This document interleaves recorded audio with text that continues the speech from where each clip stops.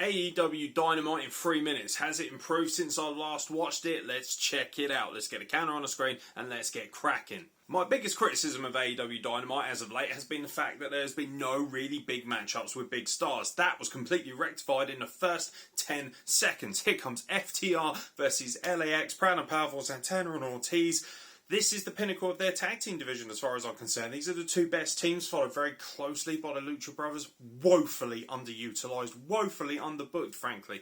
Great match, world class. Nothing I can say other than this is the match you need to watch if you're going to go back and watch AEW Dynamite. AEW really does have one of the best tag team divisions when it actually bothers to book it instead of just putting the Young Bucks in front all the time. Santana and Ortiz pick up the win, which is awesome because they need the momentum, and we just pray that the Lucha Brothers win the tag titles, and then we get the big LAX Lucha Brothers rivalry once again. Keeping the momentum hot with everyone's favourite CM Punk. Is he the best in the world? Not in my book, but he is absolutely a world-class draw, and he frankly is the hottest thing going on this show by a country margin, and of course the crowd are going to react to him. Comes out, cuts a promo, hypes up the Darby Allin thing. Don't understand why Daniel Garcia and 2.0 are being used as mega heels. They jump him, then Darby Allin and Sting come down to jump them, and then they get a nice little face-off, and Sting gives them both a little bit of a hype-up for their match at AEW All Out. Good stuff for the pay-per-view. Very average segment, though. You have a vagina! Orange Cassidy and Jack Evans were so bad that they finished the match halfway through a commercial. Chris Jericho comes out and cuts one of the best promos I've seen him cut for a long time. The problem is I don't care about this rivalry. He's already lost 3 times to MJF, and I get it. Oh, if you lose this time, you lose your career. Does anyone really care that much? I don't think Chris Jericho has much to offer wrestling-wise anymore. I think he'll be excellent as a full-time commentator. Frankly, I really hope MJF wins so we can just put this to bed. By the way, this is by far and away one of the worst booked rivalries in wrestling I've seen all year.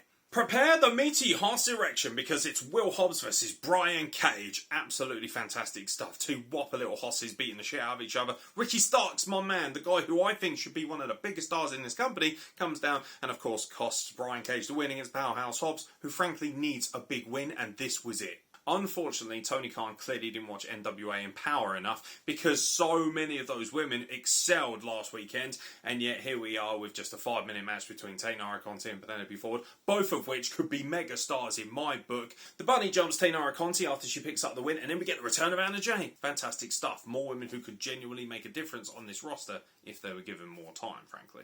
And in your main event, the Lucha Brothers team up with Jurassic Express to take on the Good Brothers and the Young Thugs. Okay, not bad. I'm sick and tired of these schmoz matches, these 3-on-3s, these 4-on-4s.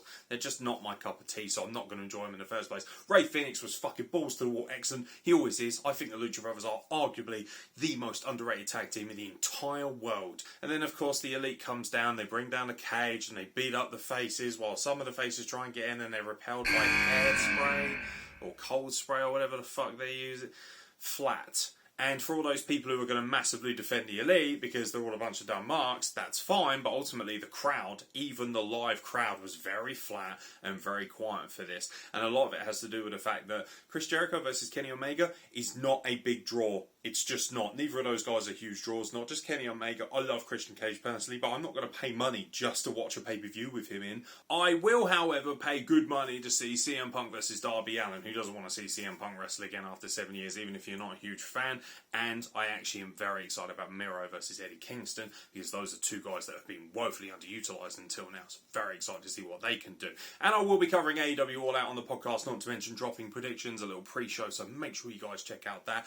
There is no better time, to be honest, to subscribe to the Wrestle Plug. We've got so much content going, and we are going to continue to keep dropping that content, whether it's just me, whether it's with Carl Wilkinson, whether it's with Astrid. We've got loads of people who are good to go. Very excited about covering all the wrestles for you. I've been Aaron Nix. Thank you very much for watching, and we'll catch you very soon for more content from the Wrestle Plug.